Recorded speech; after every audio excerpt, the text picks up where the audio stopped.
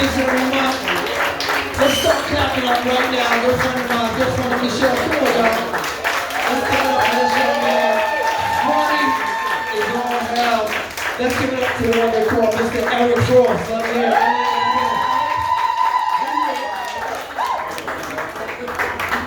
I like it. Like I would have known whatever song you were playing to bring me up with anyway. I love 2021. I gotta wear this mask on my wrist so you guys know I'm one of the good guys. Because I got a mirror and I know what I look and sound like.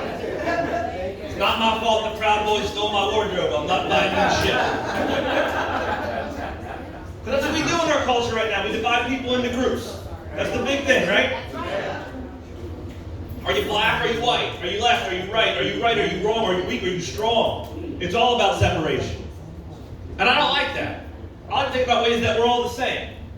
So for example, everyone in this room, whoever you voted for in 2020, and whoever you're going to vote for in 2024, that person helped kill Jeffrey Epstein. We can build on that. It's a little depressing that apparently pedophiles are more bipartisan than the average American voter. That's not even the sad part. The sad part's going to be when they cast Kevin Spacey to play Jeffrey Epstein. In the biopic. He's going to go method for that role. Do what you love, you never work a day in your life. That's what they say.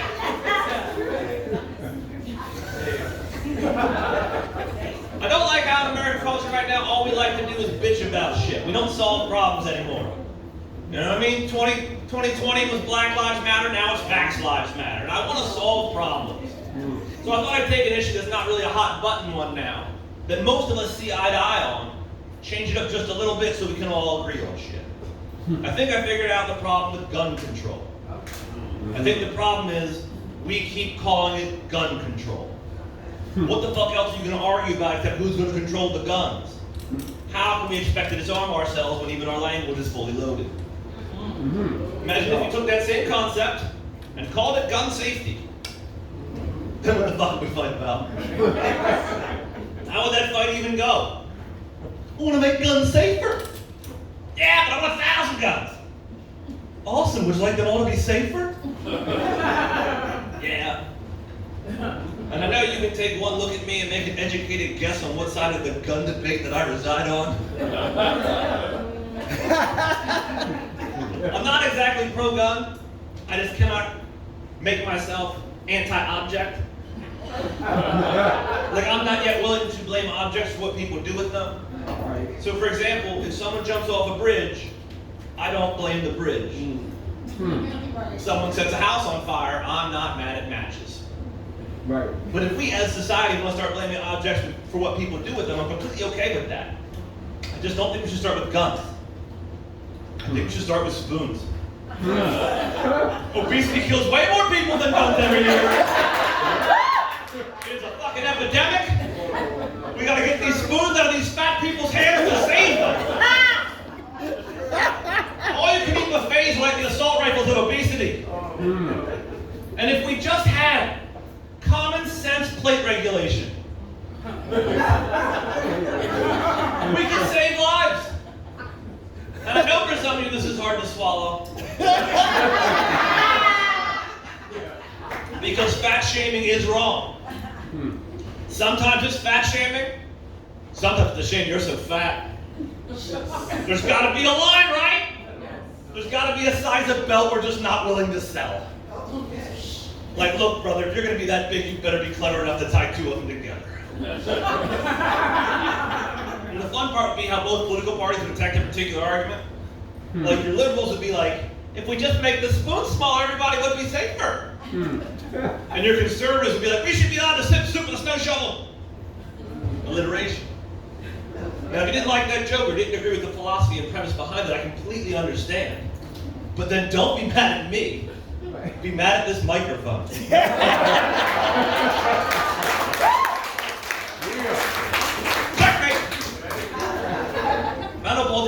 politics on television. Why would you? It's fucking excruciating, isn't it? That they have this whole language that's not for us. It's all these acronyms and synonyms that soak up hip assist about how the fuck you're supposed to follow what's going on. And it's amplified exponentially because the rest of television is so amazingly interesting. Like, why would you give a shit about Citizens United or NDAA when you could watch The Walking Dead, Breaking Bad? You know what I mean? And it's like that observation that I thought I would take some time, crack the code, and write a story about what's going on in American politics using a language that we as Americans understand far too well. Here's my story. Once upon a time, there was a gifted man. And after the Daily Show, he was up all night dreaming about living single. But in reality, he was a family guy in a full house with Family Matters. He was married with children, bored to death, and tired of being the biggest loser. Desperately trying to escape this American horror story. He wanted to become an American Idol. Changed his house to become the apprentice and watch these madmen play the Game of Thrones, trying to finally figure out who's the boss. He soon discovered that these royal pains and hoarders had an X factor. They were cheaters. Using their street smarts to their minds about the House of Lies and the Code of Affairs in the West Wing to collect their bones. Leaving this country in jeopardy. Unsupervised, they disobey law and order. In plain sight. The numbers aren't lost. There's a body of proof of the crime suspects. Ellie mentioned that every person of interest has partners, but because they have all the leverage, there can be no revolution and no revenge until the price is right. So all across America, from Southland to South Park to Jersey Shore, scrubs and friends are drawn together to have an intervention. But the soon becomes Spin City. Determined to catch a predator and ask his shameless white-collar entourage in suits, where they feel justified to lie to me. When we're all finally about to hear the voice of Big Brother, they're saved by the bell. That's the facts of life. That's pop culture politics. Thank you for your time.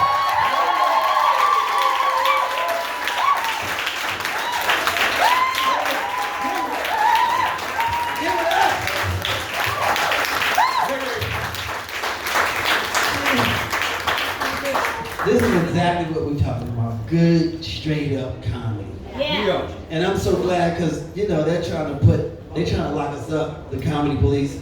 So when he said fat, I said, oh, I was like, oh shit, you know, trying to get in trouble. Because everybody got a support group, which I don't like. Everybody